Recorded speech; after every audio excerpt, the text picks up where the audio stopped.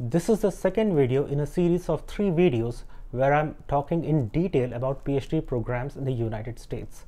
In the previous video, I spoke about what you need to know before you start the PhD program admission process and other questions that people had asked me.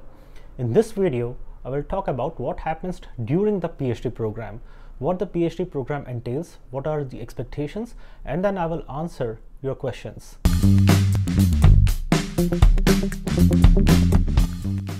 This is Chaitanya Sambhara, faculty at the College of Business, University of Texas, Arlington. इस video में मैं हिंदी और English दोनों में बात करूंगा, लेकिन मैं ज़्यादा इंग्लिश में बोलूंगा ताकि सभी लोगों को समझ में आए। ऐसे काफ़ी साउथ इंडियन फ्रेंड्स हैं जिनको इंग्लिश में सबटाइटल्स चाहिए होते हैं, और अगर मैं डायरेक्ट इंग्लिश में बात करूं तो उनके लिए ईजी होता है समझना। The point is that if you are watching this video, it is probably because you are interested in a PhD program in the United States. Because I do not expect that those who cannot understand or speak English well can actually survive in a PhD program in the United States. देखिए, English ना आना कोई बुरी बात नहीं है, लेकिन अगर आपको यूएस में PhD करनी है तब आपको इंग्लिश अच्छे से आनी चाहिए, और आपको सिर्फ अच्छे से नहीं आनी चाहिए, आपको इंग्लिश पर कमांड होना चाहिए। वरना जब आपको डिसर्टेशन लिखना पड़ जाता है PhD प्रोग्राम में, बहुत सारी लिखाई होती है, पढ़ाई तो होती है लेकिन बहुत लिखाई भी होती है। अगर आप उसमें फ्लुएंट नहीं हैं तो आपको बहुत दिक्कत हो जाएगी। So now I will talk about what happens once you start your PhD programme. What is PhD programme all about? See, the purpose of PhD program is to make you a scientist. Now, there can be a variety of PhD programs. There could be PhDs in philosophy, history, English, geography. It could be in European art history. Those are the fields that I'm not too familiar with. Therefore, I will largely focus on PhD in business and management fields. Now, there are certain overlaps between business and management and sciences and engineering, which I will try and discuss. But my focus will be to give you one example. देखिए, इतने तरह के PhD programs होते हैं और PhD programs में variety भी बहुत होती है, तो मैं सारे के सारे पॉसिबिलिटीज़ तो डिस्कस नहीं कर पाऊंगा ना। इसीलिए मुझे लगता है कि बेटर ये रहेगा कि मैं कोई एक एग्जांपल दे दूं पूरा PhD प्रोग्राम को इलेबोरेट करते हुए। उस एग्जांपल से आप समझ जाइए कि दूसरे PhD प्रोग्राम्स में भी ऐसा ही कुछ होता होगा या काफ़ी सिमिलर कुछ होता होगा। PhD programs are nothing like master's or undergraduate programs. PhD programs are usually research oriented. So what happens once you start your PhD program is that you are required to take courses. In my case, I had to take courses for 2 years. I had to take 14 courses in all. I don't remember the minimum GPA requirements, but from what I can recollect, the minimum GPA for the PhD degree was something like 3.3, 3.2, or maybe 3.0, something like that. But I don't think you can survive in the PhD program if you have less than 3.0 GPA.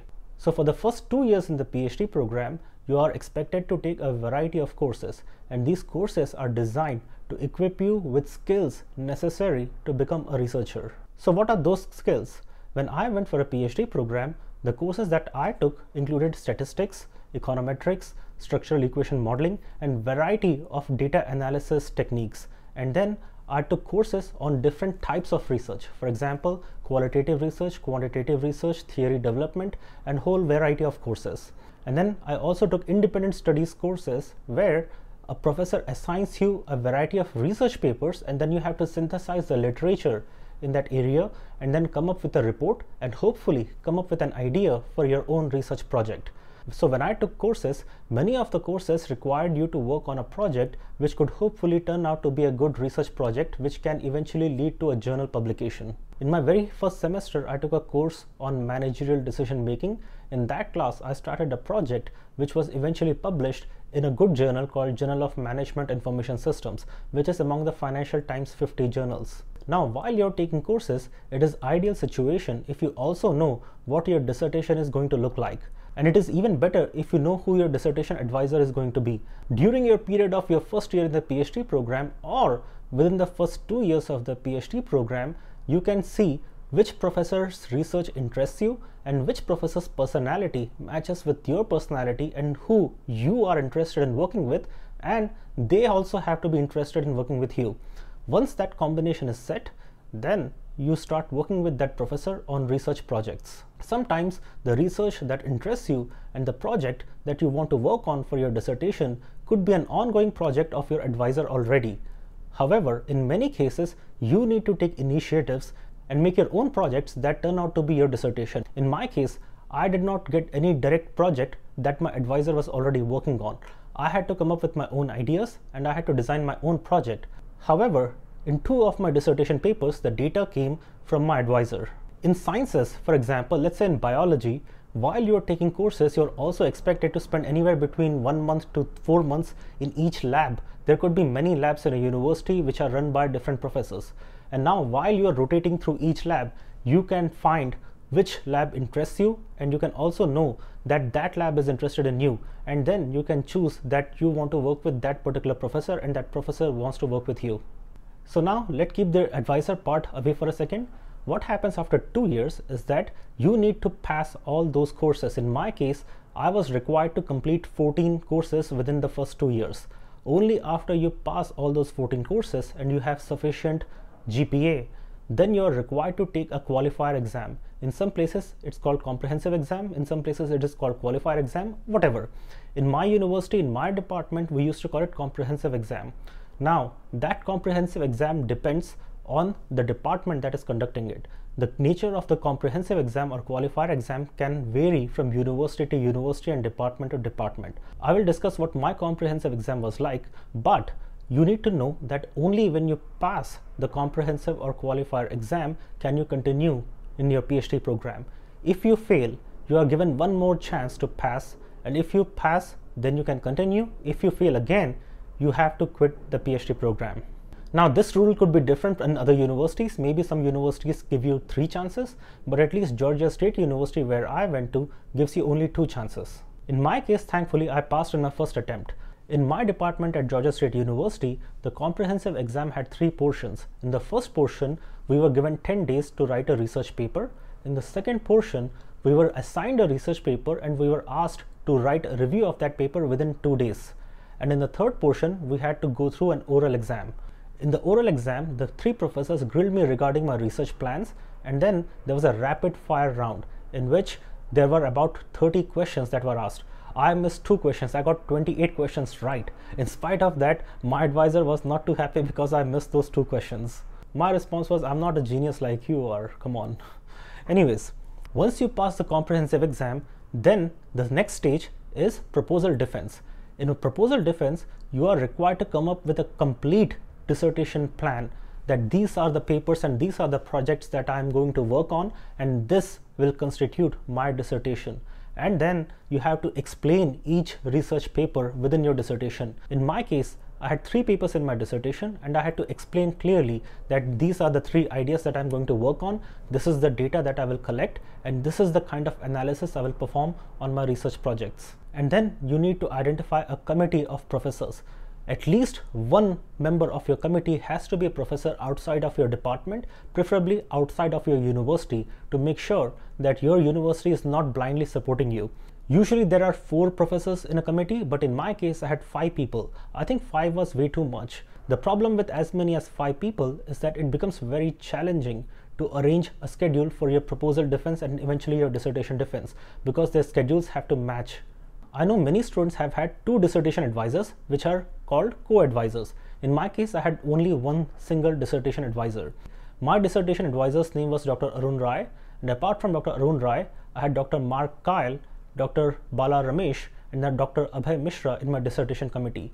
And the final and 5th member, external committee member, was Dr. Sean Shu, who is a professor in Tsinghua University in Beijing, China. Now, proposal defense is what it is called. It is a proposal that you are proposing that this will be my dissertation and this is the kind of research I will do. And then you have to face your committee and present your entire plan. You need to write the entire document and then present a PowerPoint presentation in front of your committee, and then they will decide whether this is worthy of getting a PhD degree or not. And then they also need to check whether this is realistic, because in some cases a student can be too ambitious and this could be too difficult of a task.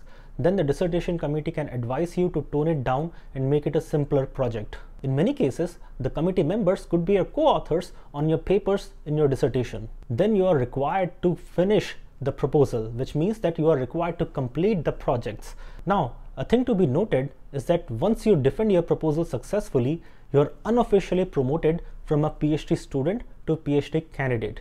And as a PhD candidate, you are expected to complete the research projects that you had proposed during your proposal defense.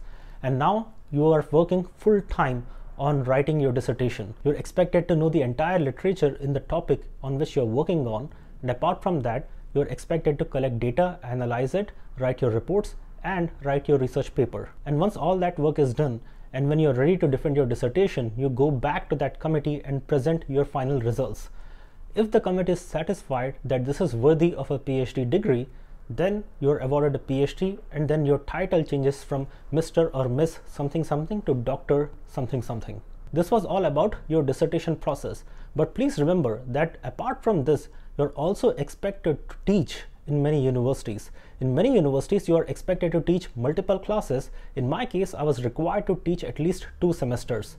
And I actually taught for 3 semesters back to back. I taught Java programming in spring, summer, and fall of 2012 as a PhD student, after which my advisor prevented me, or rather saved me from teaching, so I could focus entirely on my dissertation. And it is also very important to know that even within the same field, 2 different departments in 2 different universities can have major differences in their PhD programs. Some universities, for example in information systems, focus entirely on quantitative research.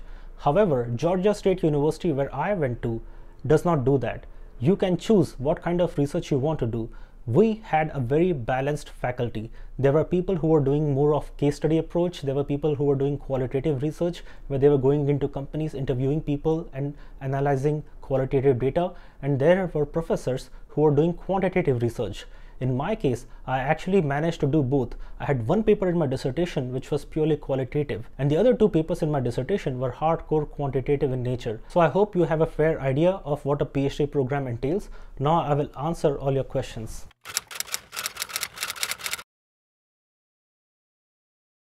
See, the number of papers vary from area to area.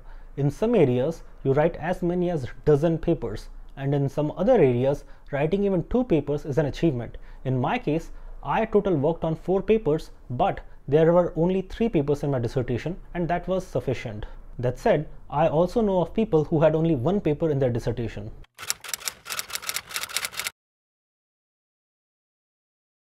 So how much stipend did I get? If I remember correctly, in the first 2 years of the PhD program, my annual stipend was $16,000.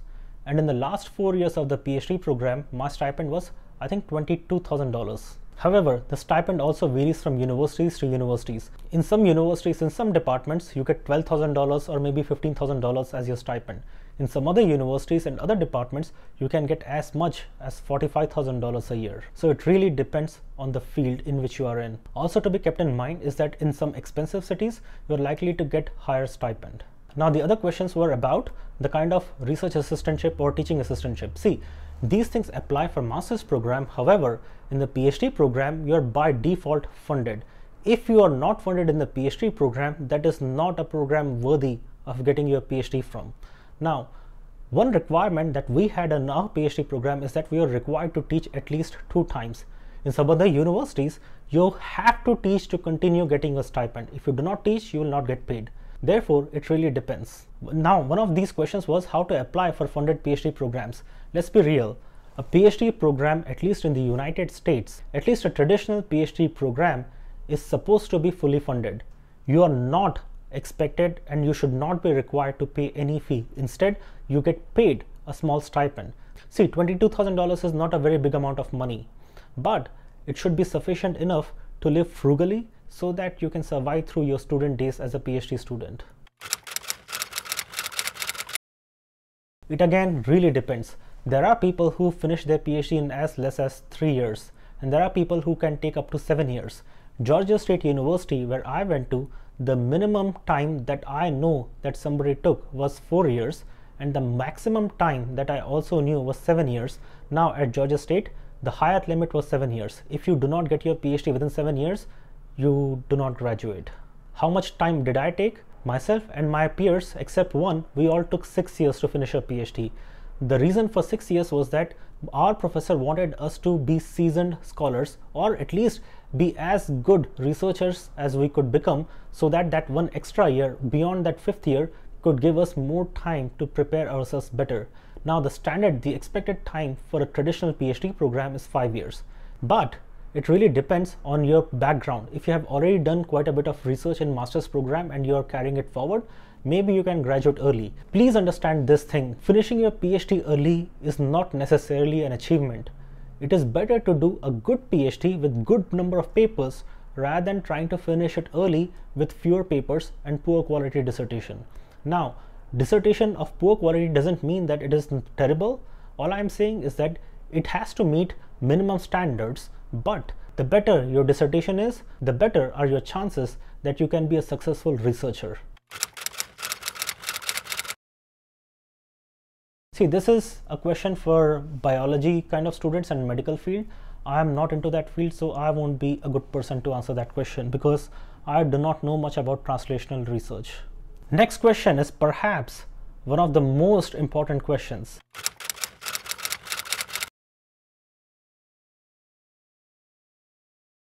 Okay, now this is a very important question and I will be as frank as possible. Getting a PhD advisor is like getting into an arranged marriage. You really don't know what you are getting into. You have not known that advisor for very long, all right? And the same advisor can have a great relationship with one student and not so great relationship with another student. So it really depends on your luck. Now, in my case, let's be real, in my case, I was the luckiest person in the whole world because I had the greatest and the best dissertation advisor I could have asked for. My advisor used to do anything and everything to make sure that I succeed. And he was standing by me in all my difficult times as well. Not just that, he is a total champion scholar. If it was not for him, I would not even go for a PhD. If I were to do a PhD, it would be with my professor, which is Dr. Arun Rai, or I would not do PhD at all. That was absolutely clear for me. Because the way I see him is that I get God's grace through him. Because God himself is not going to come in front of you and bless you, right? Dr. Chaitanya Samhara, faculty advisor, Dr. Arun Rai.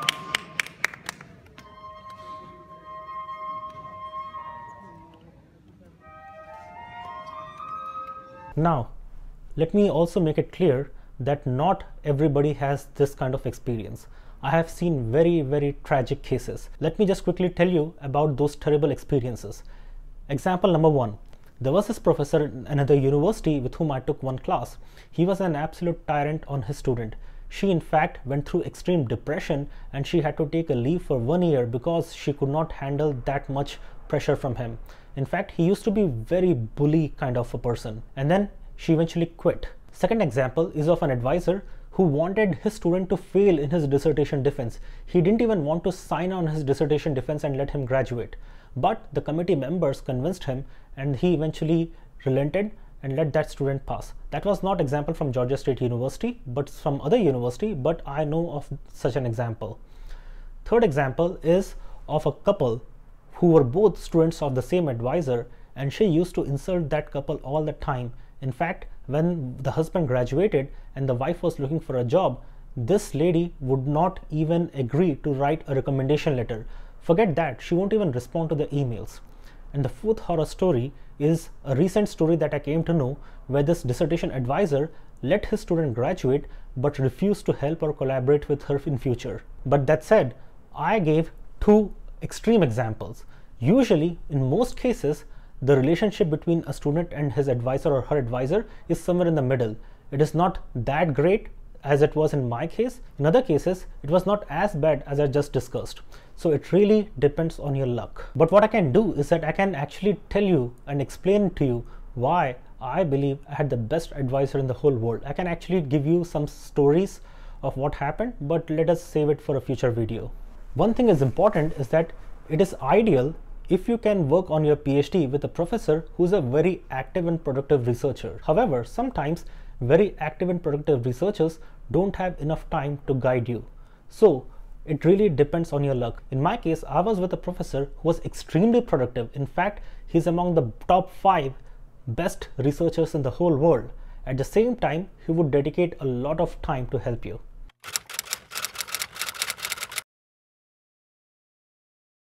Okay, In many cases, in fact in most cases, the PhD students either got married during the PhD program or they were already married. Only a few cases were there where a PhD student was single the whole time.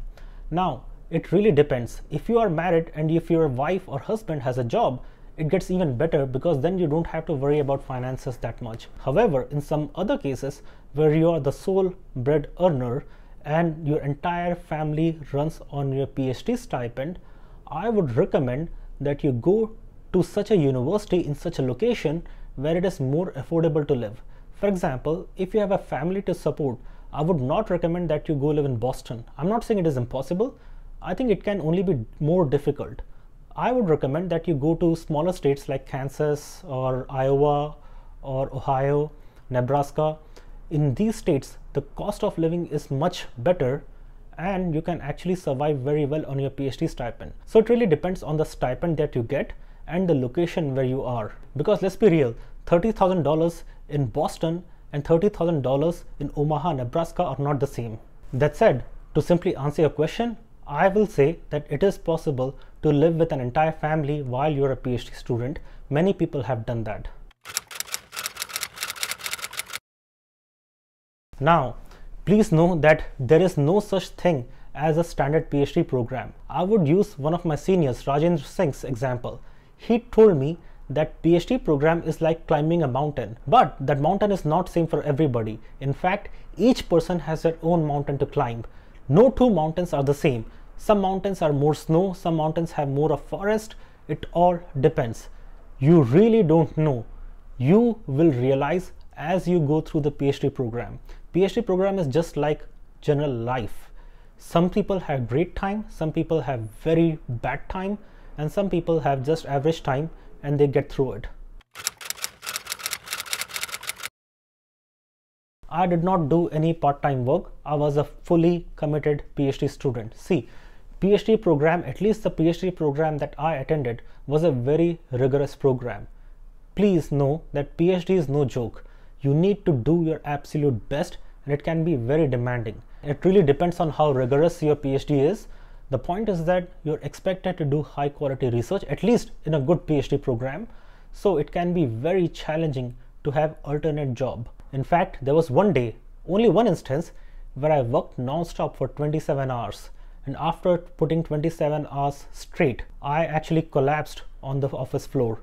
And I woke up after 4 hours and then went home to take shower. So I hope I was able to answer all your questions.